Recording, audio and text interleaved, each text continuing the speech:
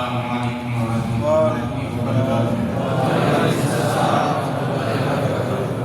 الحمدللہ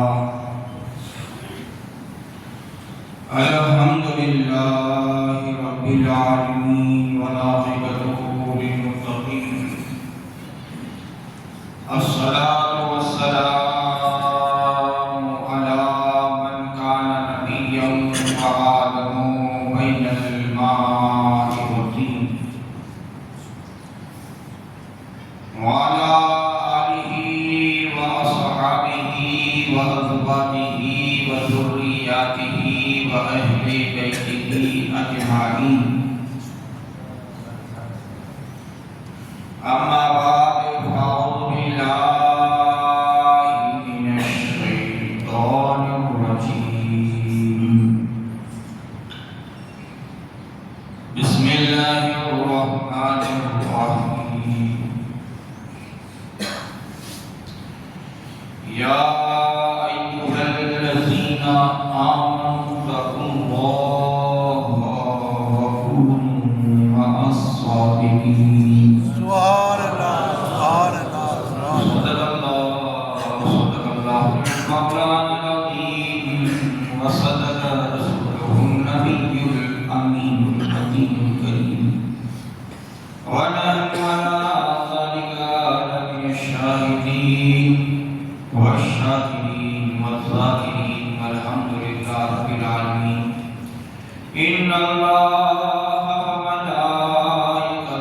يصلون على النبي يا أيها الذين آمنوا صلوا عليه وسلموا تسليما۔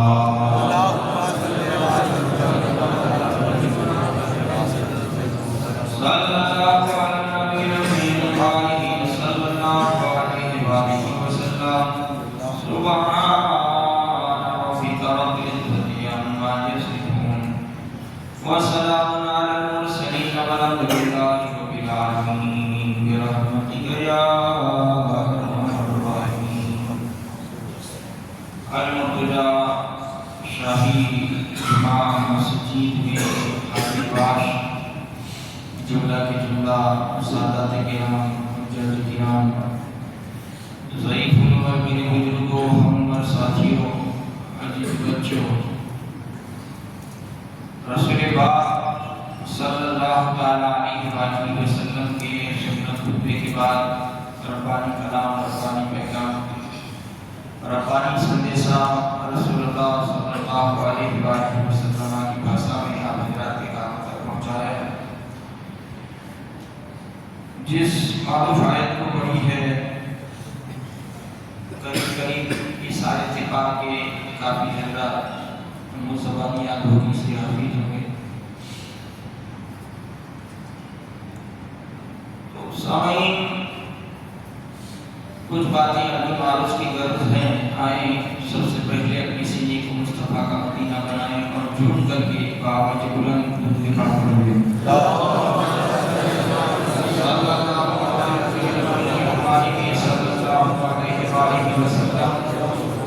الصلاۃ والسلام علیک یا حبیبی یا رسول اللہ صلی اللہ تعالیٰ علیہ وآلہ وسلم، اور ایک مرتبہ جھوم کر کے پڑھیں۔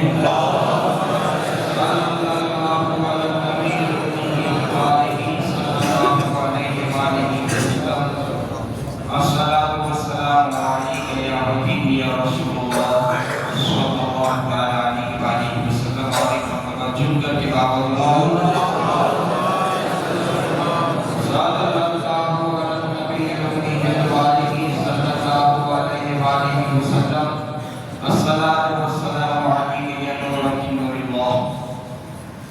سامعین کرام، ماہ شوال المکرم کی آج 5 تاریخ ہے،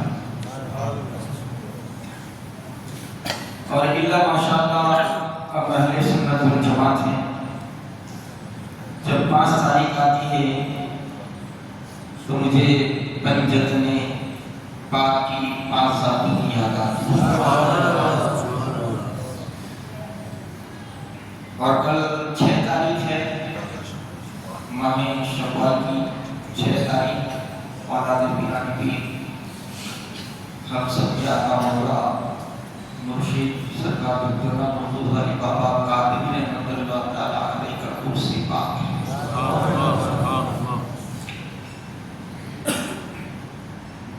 مگر چونکہ آج کی جو 5 تاریخ ہے، آپ کو یاد دلا دوں کہ اجمیر میں سونے والے کو جسے دنیا غریب نواز کہتی ہے، غریب نواز کے آقا غریب نواز کے مرشد خواجہ عثمان ہارونی کا آج اگر میں بھاتیہ دلا رہا خواجہ صاحب کی روح کو سکون ملے گا کہ میرے پیر کا بھاتیہ میرے غلام کو دلا۔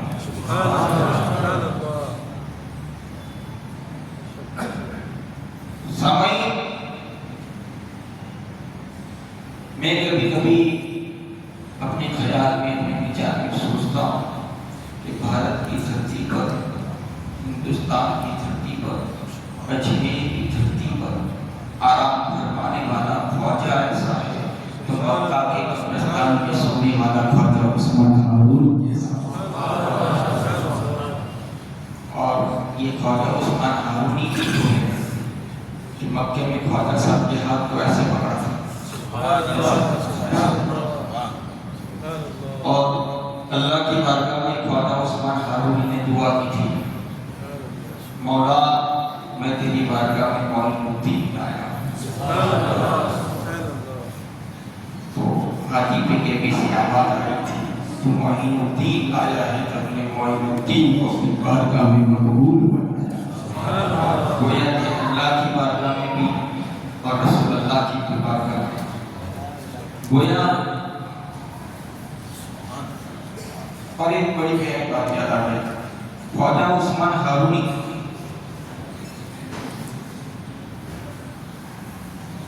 جب نماز پڑھتے تھے، آپ 5 ٹائم کی نماز پابندی سے پڑھتے تھے۔ کتنی ٹائم کی نماز؟ 5 ٹائم کی نماز خواجہ صاحب خواجہ عثمان ہارونی پابندی سے پڑھتے تھے، اور دن میں ایک مرتبہ پورا قرآن شریف پورا کرتے تھے، جو کہ یہ ممکن نہیں ہے ہم سے، آپ پر ہماری طاقت نہیں۔ یہ خواجہ عثمان ہارونی جو ایک دن میں قرآن شریف پورا کرتے، یعنی کہ یہ ان کی کرامت ہے۔ مگر جو میں بات بتانے والا ہوں، خواجہ عثمان ہارونی 5 ٹائم کی نماز پابندی سے پڑھتے تھے، مگر جب خواجہ عثمان ہارونی یوں کہتے ہیں السلام علیکم ورحمۃ اللہ، السلام علیکم ورحمۃ اللہ، تو خطیب نے بھی سی آواز آتی تھی، اے عثمان، ماں تیری نماز سے میں راضی ہوں۔ کیا مانگتا ہے؟ اے عثمان ماں، اے عثمان ماں، اے عثمان ماں صدا آتی تھی۔ تو سیدنا خواجہ عثمان ہارونی بارگاہ الوہیت میں عرض کرتے کہ میرے آقا و مولا ہمیشہ امت کی چنتا کرتے تھے، امت کی فکر میں رہتے تھے، اگر اے رب کچھ عطا ہی کرنا چاہتا ہے تو رسول اللہ کی امت میں سے 30,000 لوگوں کو بخشش و مغفرت فرمائے۔ سامعین کرام، یہ اولیاء اللہ ہیں، یہ اللہ والے ہیں، ان کی باتیں بڑی نرالی ہیں۔ اب کیونکہ کل جس کا عرس ہے، جسے ہم آقائی سید مرتضیٰ علی بابا قادری رحمۃ اللہ تعالیٰ علیہ کے نام پاک سے یاد کرتے ہیں، سرکار مرتضیٰ علی بابا قادری رحمۃ اللہ تعالیٰ علیہ یہ حسنی سادات ہیں، امام حسن علیہ السلام کی نسل پاک سے، امام حسین کے بڑے بھائی، تو یہ حسنی سادات ہیں۔ اور حسنی حسینی سادات اس لیے ہیں کہ آپ غوث پاک کی بھی اولاد ہیں، کیونکہ غوث پاک کی اماں کا صدرہ امام حسین سے اور غوث پاک کی ابا کا صدرہ امام حسن علیہ السلام سے ہوتا ہے۔ جو غوث اور غوث پاک کی اولاد ہیں انہیں حسنی حسینی اولاد کہا جاتا ہے، اور خواجہ صاحب کی اولاد کو حسینی حسنی اولاد کہا جاتا ہے۔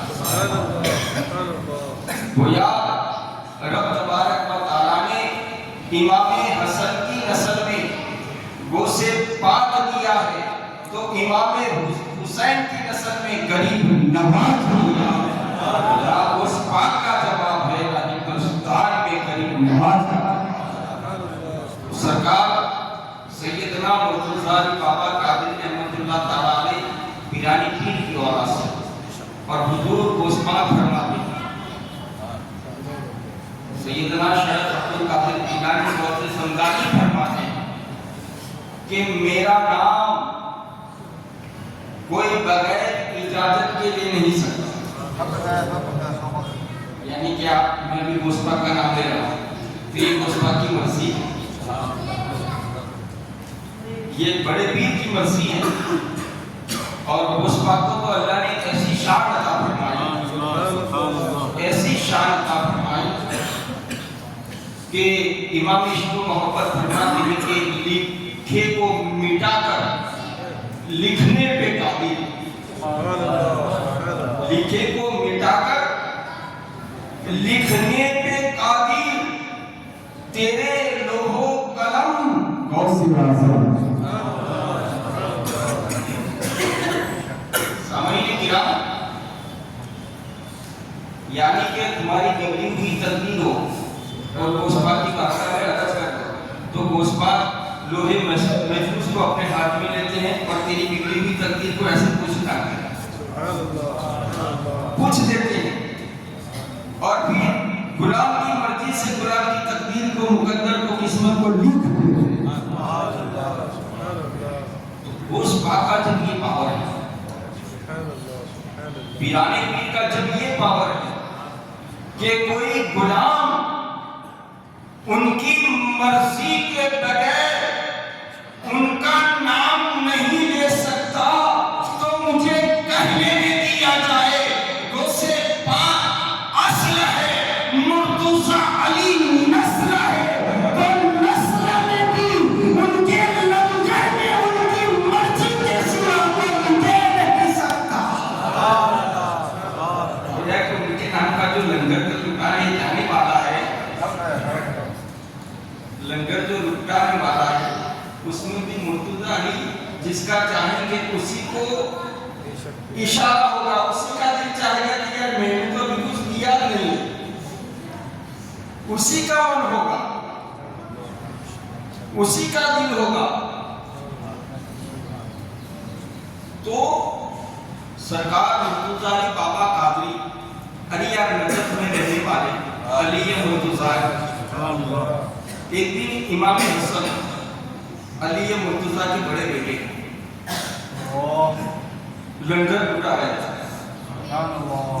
ان کے گھر ایک سائل آیا، سائل نے آ کر کھایا، اور پھر وہ سائل کہتا ہے امام حسن علیہ السلام سے کہ مجھے اور ایک بندے کا کھانا چاہیے۔ کہا کیوں؟ کہا ایک بندہ بھوکا ہے، مجھے اسے کھانا چاہیے۔ کہا کہاں ہے؟ کہاں بیٹھا؟ کہا وہ کیا بیٹھے؟ تو سرکار سیدنا امام حسن علیہ السلام فرماتے ہیں کہ یہ جس کا لنگر کھا کر جا رہا ہے اس لنگر کا مالک علی مرتضی۔ آپ وہاں پر پانی کے اندر سوکھی روٹی کو بھگا بھگا کر کھا رہے ہیں اور چاہنے والوں کو اچھا اچھا کھلا رہے ہیں، غلاموں کو اچھا اچھا کھلا رہے تھے۔ تو سامعین کرام، یہ پہلے سے لے کر آج تک اور آج سے لے کر قیامت تک اولیاء اللہ کے دروازوں پر لنگر بٹتا رہے گا، تو لنگر میں دینے والا یہ کبھی نہ جانے، یہ کبھی نہ سمجھے کہ یہ میرے دینے سے چل رہا ہے، بلکہ یہ